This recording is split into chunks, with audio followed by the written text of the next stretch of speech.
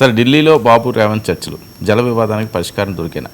అవి జరుగుతున్నాయా లేదు తెలియదు. అంటే దాని మీద కొంత చంద్రబాబు ఎలాగో నిన్నటి నుంచి ఢిల్లీలోనే ఉన్నారు. అంటే ఆ విషయం మీద అంటారు, ఇంకా చాలా మాట్లాడే అవకాశం ఉంటుందా దీని మీద? ఆంధ్రప్రదేశ్కి సంబంధించి జల నీటి సమస్యలే అన్నారు. అయితే ఏమైందంటే అక్కడ కూడా ఒక సమస్య వచ్చింది. బనకచెర్ల మీద మేము మాట్లాడతామని తెలుగుదేశం కూటమి ప్రభుత్వం వాళ్ళు చెప్పారు. సరే, ఏదైతే రేవంత్ రెడ్డి కూడా వస్తారని వీళ్ళు అన్నారు. అది అయిన తర్వాత తెలంగాణలో ఒక వివాదం ముఖ్యంగా బీఆర్ఎస్ నుంచి వచ్చింది. బనకచెర్ల మీద ఎలా మాట్లాడతారు, చంద్రబాబు అజెండా సెట్ చేస్తే మీరు వెళ్తారా, ఈ పద్ధతిలో వాళ్ళు మాట్లాడారు. సో ఇది వస్తుందని ఊహించినట్టుగా ప్రభుత్వం కూడా ముందే ఒక లేఖ రాసి బనకచెర్లను మీరు అజెండాలో పెట్టకండి, అది అసలు లేదు కదా అనే ఒక పద్ధతిలో వాళ్ళు తీసుకున్నారు.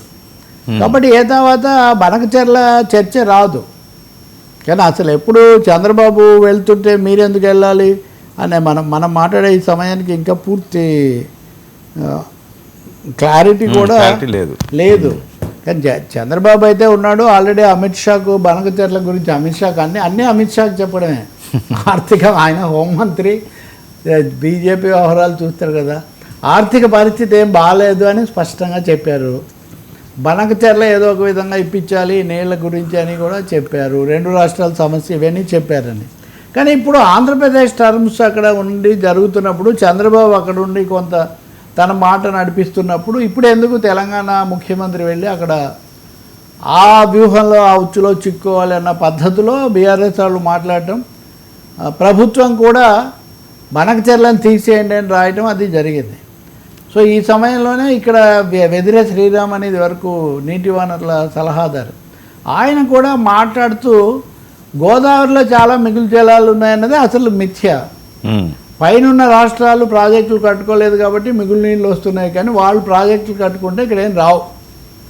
కృష్ణానదిలో ఇప్పటికీ అవసరాన్ని మించి ప్రాజెక్టులు ఉన్నాయి.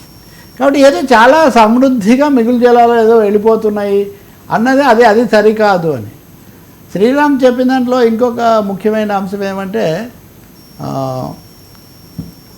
దిగువ రాష్ట్రంగా ఆంధ్రప్రదేశ్కి ఇదివరకు ఇచ్చిన హక్కులు ఏవైతే ఉన్నాయో అవి తెలంగాణకు కూడా వర్తిస్తాయి. ఇప్పుడు రాష్ట్ర విభజన జరిగింది కాబట్టి ఆంధ్రప్రదేశ్ లోయర్ రైపీరియన్ స్టేట్ అంటే కాదు,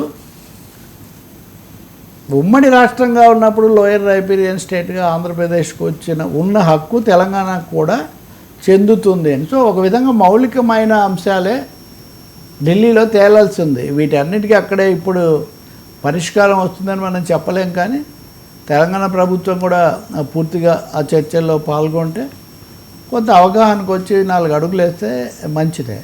రేవంత్ రెడ్డి కేసీఆర్ హయాంలో అనుసరించిన జల విధానాన్ని దాదాపు పారాడిమ్ షిఫ్ట్ తీసుకున్నట్టుగా కనిపిస్తుంది. అది మళ్ళీ పాత కేసీఆర్ పక్కన పెట్టినవి కొన్ని మళ్ళీ తీసుకోవటము, అసలు మహబూబ్నగర్ నుంచే నీళ్లు తీసుకుందాం ఆ జిల్లా నుంచే అని చెప్పడం, ఇట్లాంటివన్నీ జరుగుతున్నాయి. చూడాలి, మనకు సాయంత్రానికి ఈ విషయంలో క్లారిటీ రావచ్చు. కానీ ఒకటి కనిపిస్తుంది, రేవంత్ రెడ్డి కాబట్టి అక్కడ చంద్రబాబు గారి ఏదో పాత సంబంధంతో ఇదేదో జరుగుతుందనే మిథ్య మటుకు తమ్ముడు ప్యాకెట్ అనేది చాలా స్పష్టంగా ఉంది. అది తెలంగాణనే ఆంధ్రప్రదేశ్ అనేది అయితే క్లియర్. దాన్నే ఎస్టాబ్లిష్ చేయాలని బీఆర్ఎస్ ఎక్కువ ప్రయత్నం చేస్తారు. వాళ్ళు అలా చేస్తారు కాబట్టి ఇంకా కొంచెం ఎక్కువ చేస్తున్నాడు. సో ఈ మధ్యలో 2 రాష్ట్రాల మధ్య ప్రతిష్టంభన ఇంకా పెరుగుతుంది.